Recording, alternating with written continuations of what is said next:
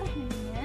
Dan pada kesempatan kali ini kakak akan menjelaskan nih bagaimana sih kelahiran alam semesta dalam pandangan Islam. Yuk kita simak cerita singkatnya berikut ini. Jadi pada zaman dahulu kala, ribuan tahun yang lalu manusia-manusia yang berakal menggunakan akalnya untuk berpikir. Bagaimana ya proses terjadinya alam semesta? Nah, apakah kita ini langsung diturunkan dari bumi? Langsung diturunkan dari atas langit ke bumi? Tidak, karena proses terjadinya bumi ini panjang. Kita sebagai manusia diberikan akal untuk memikirkan bagaimana proses kejadian alam semesta ini. Dan dengan akal, kita bisa mengetahui siapa Tuhan kita, Allah Subhanahu wa Ta'ala. Itu kelebihan manusia dari makhluk lainnya. Nah, orang-orang ini banyak yang berpikir, jangan-jangan bumi munculnya dari satu ledakan yang hebat. Alam semesta ini, jagat raya ini dikarenakan suatu ledakan yang dahsyat. Apa benar? Iya, anak-anakku, proses penciptaan alam semesta ini tidak sekali jadi, tidak sebentar, melainkan prosesnya bertahap. Dalam Al-Quran, di dalam Islam, Allah Subhanahu wa Ta'ala memberikan petunjuknya bahwa kita berada di alam semesta ini yang diciptakan selama 6 periode, 6 masa. Berarti sangat panjang ya ibu proses penciptaannya. Betul adik-adikku, proses penciptaannya sangat panjang. Maha besar Allah, Allahu Akbar. Gimana bilangnya? Allahu Akbar. Lalu seperti apa ya demi prosesnya selama 6 masa penciptaan alam semesta ini? Yuk kita cerita lagi, yuk kita simak lagi. Allah bilang di Quran surat An-Nazi'at ayat 27 bahwa alam semesta ini terjadi karena suatu ledakan, yaitu ledakan yang sangat besar sehingga kita menyebutnya dengan ledakan Big Bang ya, karena bunyinya sangat besar adik-adik. Nah, ini terjadi itu sekitar 13,7 miliar tahun yang lalu berdasarkan analisis dari para ahli ya, dari para ilmuwan ya. Proses yang kedua dalam Quran surat An-Nazi'at ayat 28 diterangkan bahwa alam semesta ini mengembang adik-adik. Kok bisa mengembang ibu? Iya bisa. Kan Allah juga bilang di Quran surat Az-Zariyat ayat 47 bahwa Allah itu benar-benar membangun langit dan bumi serta meluaskan alam semesta ini gitu. Jadi setelah meledak kemudian terjadilah proses evolusi, proses pergeseran-pergeseran yang mana menyebabkan partikel-partikelnya menjauh. Coba kita lihat sebuah roti ya, kita bermain dengan roti. Ayo ada yang punya roti? Misalkan ini adalah roti itu bisa mengembang karena dipanaskan, karena dipanggang ya, betul. Awal mulanya sebelum jadi roti, adonan rotinya menyatu, ada tepung di dalamnya, kemudian ada gula, ada telur dan lain sebagainya. Nah, awal mulanya juga proses penciptaan bumi dan alam semesta seperti itu adik-adik, asalnya berdekatan ya. Namun karena atas izin Allah, atas kuasa Allah dikembangkan, jadi mengembang akhirnya saling menjauhkan gitu ya. Nanti kita bayangkan sebuah roti ya adik-adik ya, adik-adik dan bunda di rumah bisa nanti lihat bagaimana roti itu ya. Kita ibaratnya itu ada berada di dalam roti tersebut gitu ya. Kita tidak bisa melihat apa-apa yang ada di luar roti ini karena manusia itu makhluk yang terbatas gitu ya. Begitu proses yang kedua gitu. Nah, pada proses yang ketiga dalam Quran surah An-Nazi'at ayat 29 itu menjelaskan bagaimana proses terjadinya tata surya. Bagaimana? Nah, proses terjadinya tata surya termasuk bagaimana proses awal terjadinya bumi ini. Pertama itu dikarenakan pada 4,5 miliar tahun lalu itu ada gumpalan awan antar bintang yang besar, raksasa. Kemudian itu berotasi atau berputar pada suhunya. Karena dia selalu berputar, kemudian suhunya menjadi panas. Setelah menjadi panas, itu menghasilkan suatu helium dan energi, sehingga bagian inti dari awan antar bintang raksasa itu menjadi sebuah matahari yang kita tahu memancarkan cahaya dan energi hangatnya. Kemudian ada debu-debu di sekitar awan-awan itu yang berputar. Karena berputar sangat cepat, jadi menghasilkan debu-debu juga. Nah, debu-debu itu kemudian tersibak oleh angin, wallahu a'lam ya, terbawa oleh angin, kemudian memadat di sekitaran matahari yang kemudian disebut sebagai planet-planet, termasuk salah satunya bumi gitu ya. Sehingga sekarang buminya itu berotasi mengitari matahari, dan buminya itu berevolusi mengitari matahari dan berotasi di dalam sumbunya, sehingga terjadi proses siang dan malam. Betul sekali adik-adik ya. Masya Allah, luar biasa sekali itu kata Al-Quran itu seperti itu proses penciptaannya.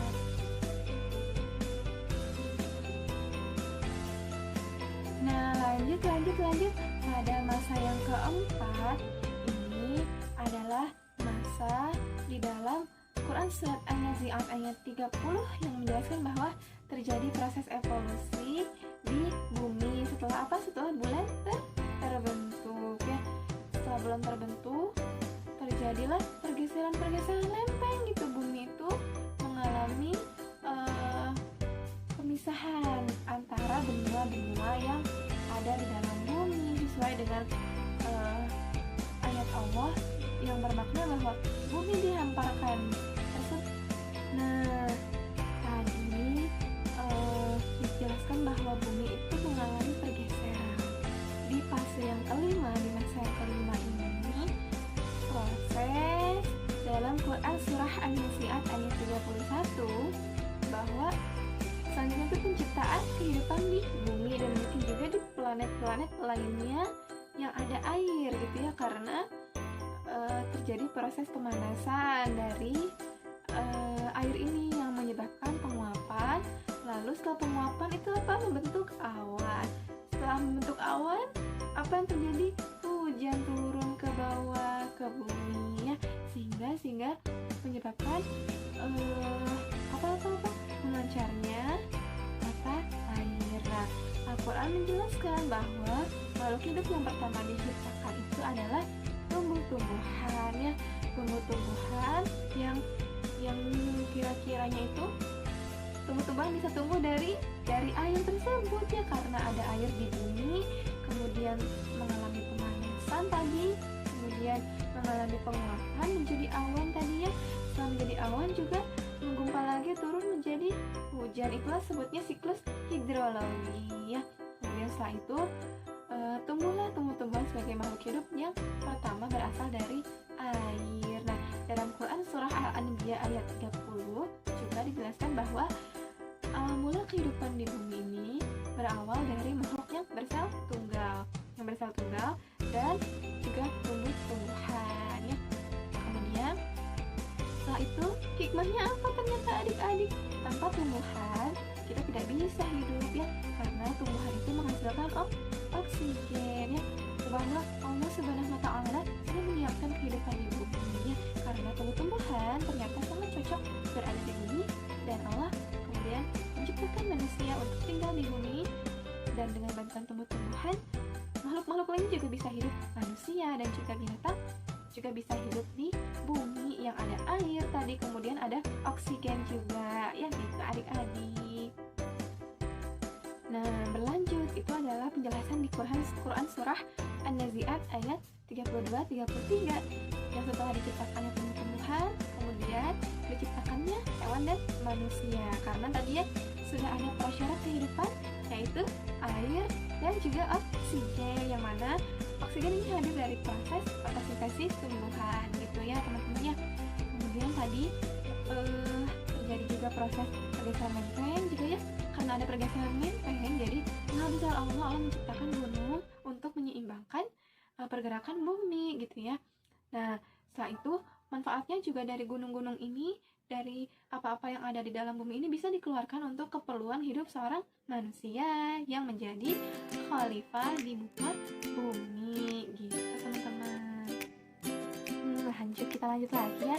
Dalam Quran surat Al-Qamar ayat 2 itu ada fenomena bahwa setiap planet itu berdiri kokoh di tengah jagat raya, tapi kita tidak pernah melihat ada tiangnya anak-anaknya ya teman-teman.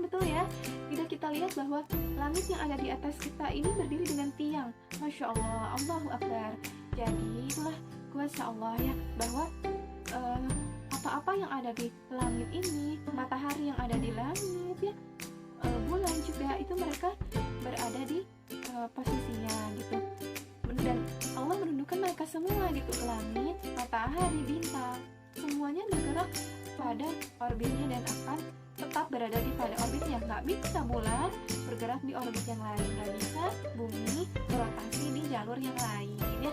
Jadi semua sudah taat, tunduk dan patuh sama ketentuan dari siapa yang menciptakan tadi? Allah Subhanahu wa Ta'ala ya. Matahari yang memiliki cahaya, tapi kalau bulan tidak, itu semua diciptakan oleh Allah Subhanahu wa Ta'ala. Bulan itu bergerak pada posisi tertentu dan menentukan waktu kita di bumi ya. Jadi yang bersinar itu apa? Matahari, sedangkan bulan hanya memancarkan dari cahaya matahari gitu ya adik-adik ya, teman-teman ya. Nah tadi kan ya, adik-adik dan teman-teman sudah tahu bahwa setiap benda-benda ini bisa berdiri, langit berdiri tanpa ada penyangga, benda-benda berputar tunduk taat patuh atas perintah Allah Subhanahu wa Ta'ala. Lalu kemudian di Quran surat Yunus ayat 5 itu menjelaskan bahwa semua benda-benda tersebut berputar ya, matahari, bulan, bumi, kemudian benda-benda planet lainnya, itu mereka berputar layaknya tawaf mengelilingi Ka'bah, seakan-akan mereka itu sedang tawaf yang mengelilingi garis edarnya masing-masing dan menjadi bantuan buat manusia untuk menentukan perhitungan tahun dan hisab itu, membantu pekerjaan manusia sebagai khalifah di muka bumi ya. Tugasnya manusia itu untuk menaati peraturan Allah, kemudian menjaga bumi ini ya, sehingga bisa mendapatkan banyak kebaikan-kebaikan ya untuk manusia itu sendiri kalau kita menjaga bumi dengan baik gitu. Nah, karena nggak banyak juga nih adik-adik ya, banyak dari kita yang berbuat kerusakan. Jadi kita tidak boleh berbuat kerusakan di muka bumi, karena nanti akan ada masanya, kata Allah Subhanahu wa Ta'ala akan menghendaki suatu saat nanti bahwa kehancuran alam semesta ini akan sangat dahsyat. Kapan terjadinya? Ketika di akhir zaman gitu adik-adik ya. Itu tadi proses kelahiran alam semesta, dari mulai terbentuknya karena ledakan dan akan berakhir juga karena suatu kehancuran yang dahsyat juga gitu ya, berawal dari ledakan dahsyat dan akan berakhir ketika kehancurannya juga sangat dahsyat gitu di akhir zaman ya. Wallahu a'lam bishawab. Sekian dari saya penjelasan untuk adik-adik semua dan teman-teman juga. Mohon maaf ya apabila masih terdapat banyak kesalahan dan kekurang pahaman. Semoga Allah tambahkan ilmu pengetahuan kepada kita dan semoga bisa menjadi pembelajaran yang positif untuk kita semua. Terima kasih.